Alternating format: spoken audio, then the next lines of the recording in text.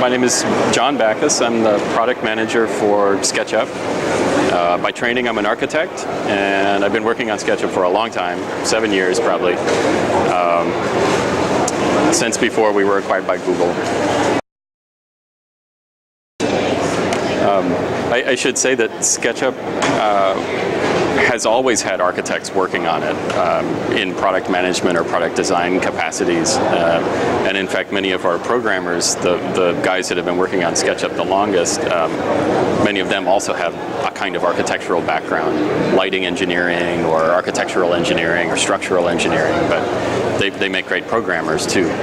So I think what we tried to do with SketchUp was make a tool that would help architects design on the computer in 3D.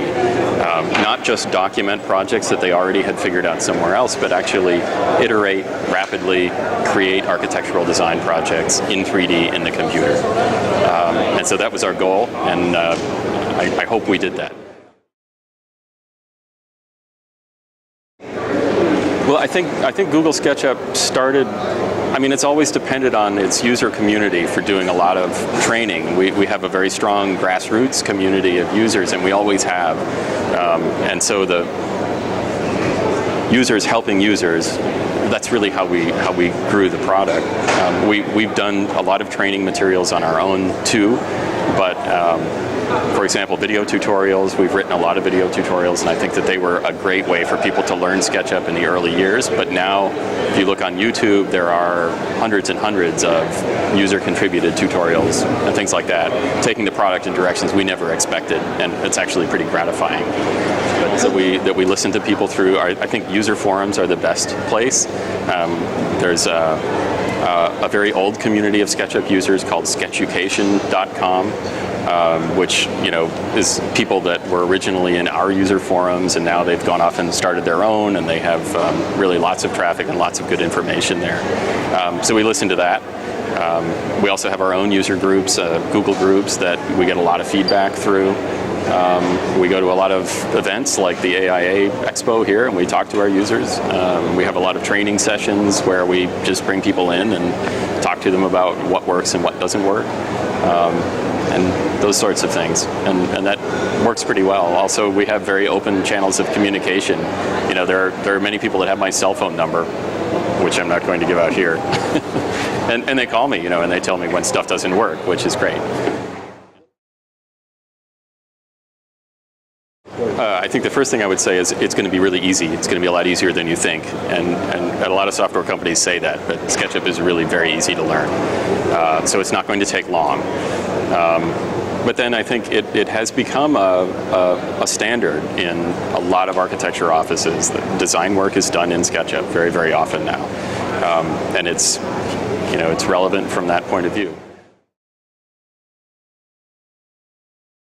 I think designing in 3D is really important. I think before we had computers in architecture school, making models was really important. Cutting cardboard or pieces of paper or blocks of wood, these were all really important design tools. And I think that SketchUp is in that tradition. I think that training yourself to think in 3D rather than 2D projections will make you a better designer. I strongly think a better architect. I think the reason people get into architecture is because they like to design, not because they like to use tools. So any tool set that you can learn that makes it easier to get into the design quickly and efficiently, that's a valuable tool. You'll spend more time doing the work that makes an architect, and less time fiddling around with stuff that and also, tools, there's a new generation of design tools coming that are cheap or free. And I think that you can do an enormous amount with that, and it doesn't, you're freer to experiment, you're freer to try lots of different things. If you've spent $5,000 for a CAD package, you sort of feel obligated to learn it to its extent and use it, as much as you possibly can. But I think a cheap tool that's quick and easy to learn, why not learn 5 of them? You'll be a better designer at the end of the day. I think our original intention with Sketchup was actually to create a modeling tool that anyone could learn, and it happened that the company was populated by architects, and so that was a natural market for us to try first, but we've definitely grown beyond that. You mentioned film and stage type things were a big hit in the art directors guilds in Hollywood. We don't talk about it much. It's an interesting use of SketchUp that it's not the glamorous side of filmmaking. It's the kind of pre-visualization that filmmakers need to know where to put the camera in order to get a shot of somebody walking through a doorway. It's a very pedestrian kind of question to ask, but solving it in 3D is much faster and more efficient, and SketchUp is very quick for that kind of thing. We've also had adoption in woodworkers. Woodworkers are very fond of SketchUp now. It's a cheap, fast, free tool in a lot of cases that they can use to plan a very complex woodworking project. And then when they get out to the shop and they start cutting wood, everything goes faster and it goes together quicker. We didn't really anticipate that would be something SketchUp would be used for, but it's great. It's a market that didn't really have a tool. SketchUp now serves an important purpose there. And the modeling project, since the SketchUp team joined Google, we've had this new mission, which is great. It's a Google scaled mission. We want to make a 3D model of every building in the world, right? So there are a lot of buildings in the world. We're not going to be able to do it ourselves. No one entity could, and so giving tools out to a community of people that care about cities means that they can make a model of their own city and use it for all different kinds of purposes. And we've seen a lot of cities that are doing that, big ones and small ones. Calgary, there's a couple of guys in Calgary in Canada that have modeled all of downtown Calgary, and they just did it because they want to put Calgary on the map. They think it's a fun thing to do. It's an interesting use of their time. Every now and then they get to see their models on the local television news as they're talking about some story. So it's exciting, and we've had small towns do it too, for a variety of reasons. Historic preservation groups are starting to get involved. The important buildings in their towns that are, only they know that they're important. But Google Earth is a platform that they can use to show off what's interesting and unique about their community to the whole world. So that's an exciting project for us to work on too.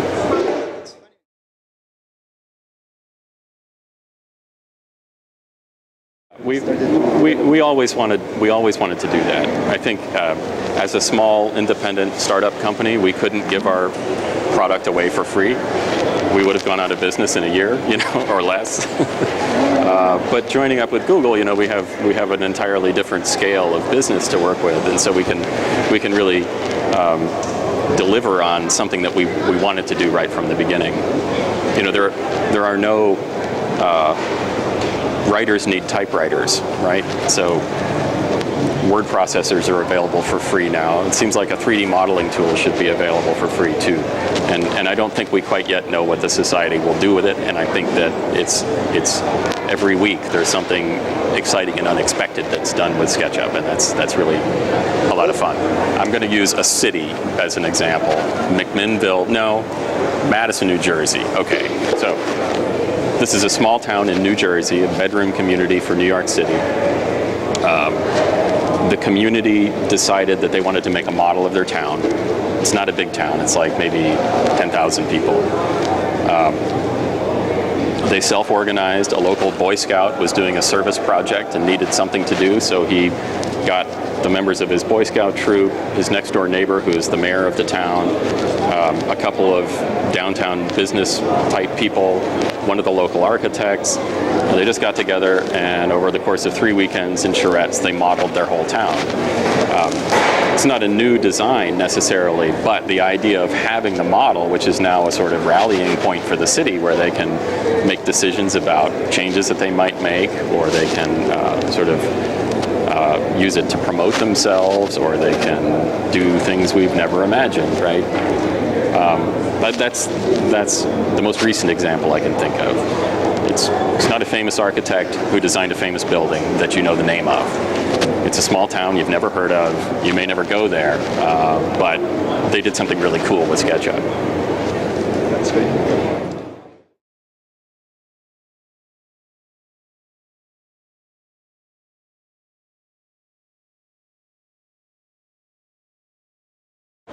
So I actually think that it's hard to make a piece of software fun to use, and because it's fun, that doesn't mean it's a toy. It means it's simple, it's easy, and in fact, it's sort of, here's the way I would think about it. Design is fun, right?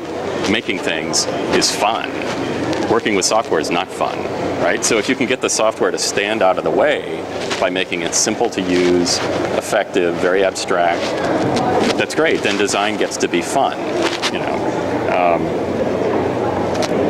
I think that there's a notion that some architects have that a tool must be, they need to suffer a bit with the tool, right? You know, the tool must be hard if it's good. And I reject that, right? I think a simple tool is the best tool. A pencil, for example, is a pencil a toy? A pencil's a very simple tool, though, right? And there's actually almost nothing you can't draw with a pencil. So I think we aspire to that with SketchUp.